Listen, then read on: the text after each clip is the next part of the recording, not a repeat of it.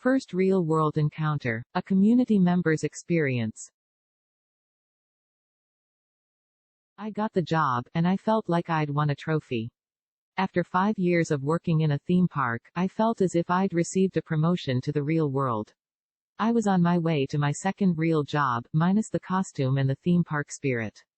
No more mandatory smiling at all park guests, including the animals. No more wearing an oversized floppy hat with matching nylons, and best of all, no more comments from new hires questioning my mental health for having worked at Canada's Wonderland for 5 seasons.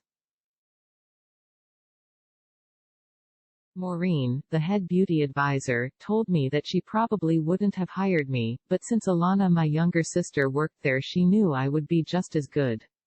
I really didn't want to be reminded that I got the job based on my sister's employment with the company, but Maureen felt the need to mention it. I think the real reason she hired me was because she couldn't find any suitable candidates. The cosmetician wanted sign hung at the front of the store for over 2 months. I was grateful for the job, and I knew I would enjoy being a beauty advisor. Anything was better than having to go back to the theme park world. I knew absolutely nothing about makeup and skin cleansers, but I'm a talker. I knew that all I had to do was speak with conviction and the customer would believe me. After my first week at Shoppers Drug Mart, I began to understand the life of a Shoppers Drug Mart employee and, more importantly, the life of a Shoppers cosmetician. My 5-hour shifts were filled with spraying perfumes and cologne on people, stocking nail polish, lipstick and skin cleansers. On a slow night when no orders arrived, my 5-hour shift was filled with sweeping in and around the cosmetics area and facing up the products on the shelves. After my first month at Shoppers Drug Mart, things became much more eventful. I joined the PTS part-time students. We were the group of part-time workers by night and full-time university or college students by day. We arrived at work a half an hour before our shift to get caught up on the latest store events. The events ranged from community drama to what was happening in the lives of the adult full-timers. The information got passed down from the alumni PTS members, past part-timers now working in the store full-time after graduating from university.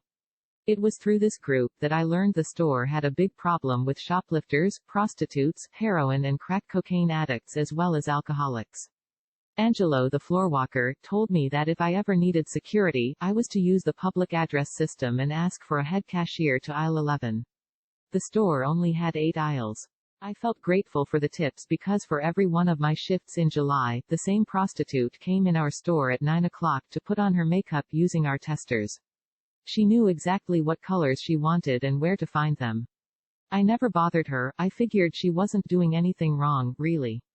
Also in July, Marty, the biggest coke addict in the community, walked into the store.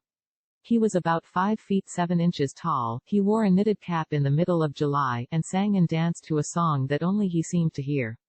He first staggered down the baby aisle and picked up a jar of petroleum jelly, and then he picked up a can of air freshener, and finally a pack of AA batteries.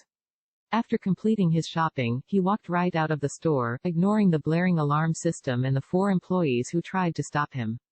My customer service experience came from a friendly theme park, so I refused to believe that he didn't pay for his goods. The saga in the world of Shoplifters Drug Mart continued, and I decided that I would do my part to help my employer with some of the store's problems. That's when I noticed Peter the panhandler alcoholic coming into the store. I quickly cleared all the rubbing alcohol off the shelves. This worked for both of us, he would have to drink his Coke minus the rubbing alcohol and I wouldn't have to take a handful of wet dimes, nickels and pennies from him. Then Gertrude the gravel thief came in. I tried to follow her so she would have trouble stealing the pills. I still don't know how a woman in her 70s could be so quick. I usually succeeded in deterring her, but once I had to stop to spray cologne on a woman, I still don't exactly know if Terry is male or female, so I couldn't follow Gertrude. She took the little pink tablets out the box and threw the box in the bin with the cosmetic bags.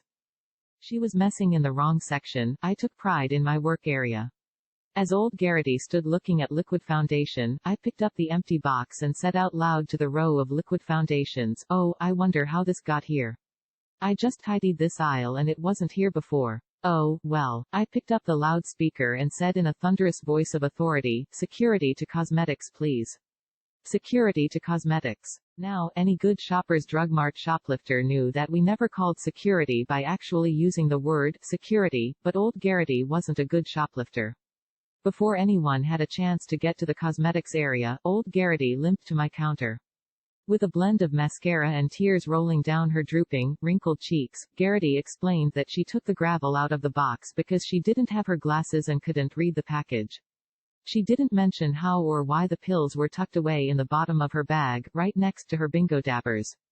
But that didn't matter, because I taught old Garrity a lesson in messing with this night beauty advisor. By Reese H. Join us here on Mondays. And visit discernlearnearn.com anytime to hang out with us.